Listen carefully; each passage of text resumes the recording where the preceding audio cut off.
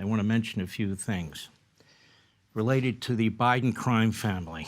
Just a reminder, there are a series of questions whether Joe Biden used his public office and position to enrich himself and his family to the tune of over $30 million, and why he and family members received millions, even tens of millions, from foreign governments and front corporations in China, Russia, Ukraine, and other places.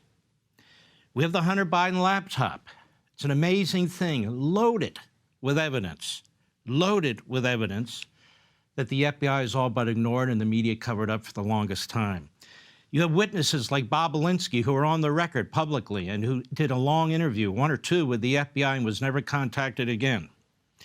You have other potential witnesses and actors who are named in the emails. And in the emails on the laptop, you have dates and times and transactions, really anything you would need. And we have Treasury SAR reports. These are suspicious activity reports on wired funds, which the Treasury Department is withholding from the Republicans in the House of Representatives, but they have some in the U.S. Senate on the Republican side, which should give you a lot of information. Joe Biden said during the course of the campaign against Donald Trump that he has never discussed Hunter's overseas business dealings. Joe Biden is a pathological liar. He certainly did, and the evidence is abundant. 51 intel and national security so-called experts who were rooting for Joe Biden claimed the laptop was Russia disinformation, even though they had never seen it. They're liars. Who organized that? Who put that letter together in order to mislead the American people and law enforcement? The FBI warned about Russia disinformation at the same time as this laptop was an issue before the 2020 election, met regularly with Twitter. We now know that thanks to the new Twitter and Elon Musk. Regularly with Facebook.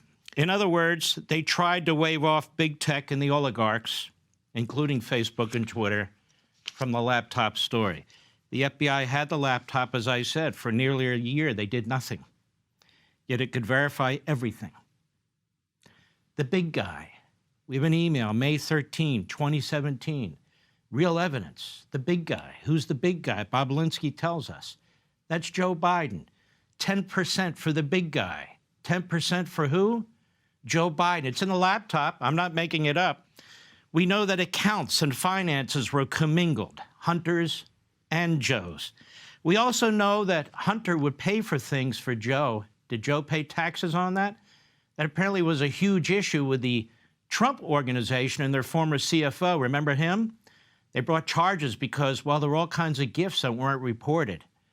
How about Joe Biden? Has he reported all these gifts? I don't think so. Whistleblowers. We have Joe involved in meetings and phone calls involving some of Hunter's linked businesses. We have pictures with Joe Biden with certain of Hunter's partners. These raise criminal issues. I'm not saying they're guilty. These raise criminal issues of wire fraud, money laundering, tax evasion, conspiracy to defraud the government, failure to register as a foreign agent, all kinds of stuff that's been used against all kinds of people in the recent past. Well, why does this stuff matter? Well, before we get to that, there's more. Taxes. Joe Biden prides himself on releasing his individual income taxes, and he's been celebrated for this, and he's taken shots at Donald Trump over this. Well, it could be because Joe Biden hasn't really released all of his taxes, has he? This is from Chris Jacobs, writing in the Wall Street Journal some time ago. According to their tax returns, that's Joe and Jill Biden, in 2017 and 2018, the Bidens and his wife Jill avoided payroll taxes on nearly, looks like $13.3 million in income from book royalties and speaking fees. They did so by classifying the income as S-corporation profits rather than taxable wages. The Bidens did pay themselves salaries from these S-corporations of nearly $750,000 between them over 2 years, and they paid full taxes on the income, but they circumvented payroll taxes, Obamacare taxes, Medicare taxes. So they protected 95% of their income that went through this loophole, shall we say, an S-corporation. That's what the left calls it. And so millions of dollars were protected from the payroll tax, and that accumulates to almost $500,000 in taxes they otherwise would have paid had they not set up these S corporations. Now, here's the problem. They have said these S corporations represent money they earned from speeches and book writing. How do we know that? Well, USA Today said it did. Well, how do they know? They cited the Biden campaign website. Well, how do we know? We don't know. So the question is, and I don't have the answer, if they want to be transparent, they want to prove us all stupid, why don't they release those S corporation tax returns? Where did all this money come from?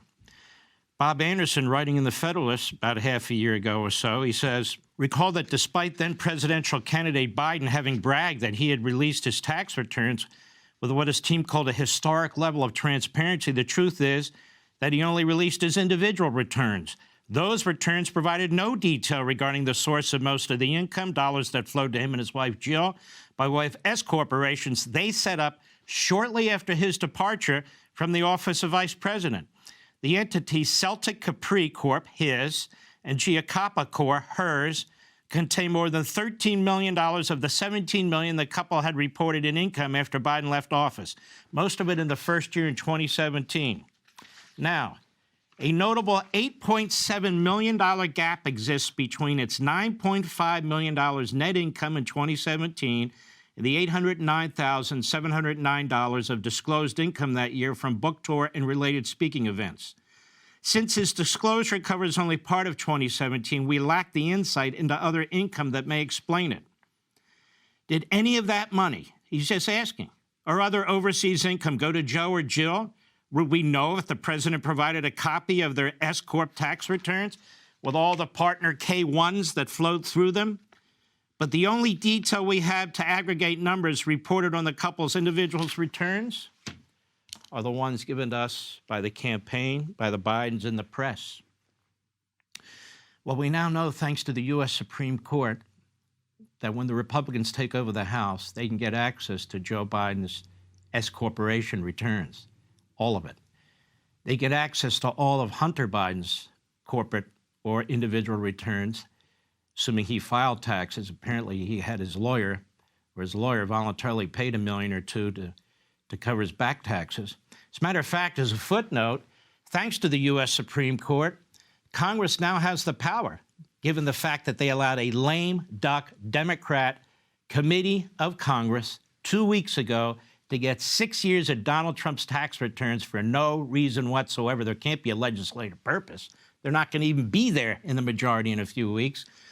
They can get access to Nancy Pelosi's tax returns and Barack Obama's tax returns and Michelle, of course, George W. Bush's tax returns. Hell, they could even get the Chief Justice of the United States tax returns.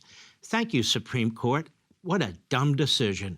The door is wide open for the Republicans to get returns on private citizens, public officials, anyone they want. Just say it's a legislative purpose. Now, let's move on. Why am I laying all this out?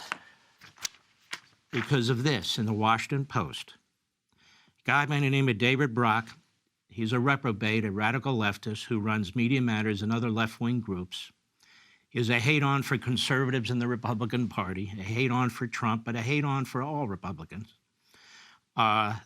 Washington Post points out that there was a meeting in September, and among others, Brock and some of the bigwig activists on the Democrat and liberal side, and Hunter Biden's lawyer, a guy by the name of Kevin Morris, were very blunt in laying out, as the Washington Post writes, a strategy session they had on expected onslaught of investigations and how they were going to fight back.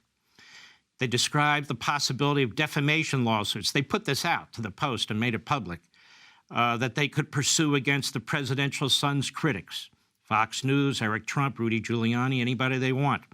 They're already trying to dig up dirt on anybody who might make accusations. They have a so-called SWAT team. They have a sprawling infrastructure. This article goes on and on and on. A group called Courage for America, a SWAT team called First called Facts First, the Congressional Integrity Project, and also the White House. All of them are involved in what's going to be a character assassination campaign against anybody who dares to speak out against the Biden crime family or appear before a committee of Congress or appear on a news program. That's called intimidation. You know what else that's called? Maybe the U.S. Attorney in Washington, D.C. might be familiar with that. Obstructing an official effort by Congress to conduct an investigation. I wonder what Merrick Garland will do about this. And it's clear the purpose here is to interfere with the operations of Congress and is subject to contempt. There's no need to make a general threat to prosecute people for defamation in advance of testimony, because that anticipates an event that is yet to happen. And the only reasonable interpretation of what is reported in the article is that it is intended to have a chilling effect, to threaten people and prevent testimony. Now, if I were the lawyer for Hunter Biden, Mr. Kevin Morris, or Hunter Biden himself, I'd watch what I say and be very careful. And any criminal violation by contempt of Congress or an extortionist threat can be prosecuted up to the end of the statute of limitations. And I would encourage the Judiciary Committee in the House Oversight Committee, you get a hold of this article, you take down names, and you find out who is threatening to interfere with your investigation, and whether that goes to the highest levels of the White House. What do we have here? Nixon 2? I don't really know, but it is troubling. And then finally, this issue of the special counsel. How the hell do you have all this evidence of this kind of activity, of enriching a family, a vice president who becomes president, with foreign governments and foreign corporations, serious questions about whether their taxes are accurate, the emoluments clause when it comes to the President of the United States, and whether or not we actually have a man in the Oval Office who's been compromised by, among others, the Communist Chinese Party. How the hell do you not appoint a special counsel to investigate him? Not his son, him. How is that possible? The purpose of the special counsel statute is not to investigate a political opponent like some third world dictator. It's not to investigate Donald Trump. You've never had the appointment of a special counsel to investigate a political opponent like this is Stalin's Soviet Empire or some third world banana republic. The purpose of a special counsel is to eliminate the appearance of a conflict within an administration. That is, an attorney general appoints a special counsel because it's not believed that the attorney general can avoid the appearance of conflict because he was appointed by the president. And so that's when you appoint a special counsel. So here we have a situation where it's turned on its head. A special counsel appointed to investigate Donald Trump over documents and these concoctions about January 6th that somehow he had a role. And you don't have a special counsel in a matter that involves a sitting president and his ties to the communist regime in China, his ties to the regime in Russia, his ties to the prior corrupt regime in Ukraine, and so forth and so on. Unbelievable. Hi, everyone. I'm Brian Kilmeade. I want you to do me a favor. I want you to click to subscribe to the Fox News YouTube page. This is the only way that I know for sure that you're not going to miss any great commentary, any great news bites, any great interviews coming your way on Fox. You can get it all here on YouTube. So subscribe right now.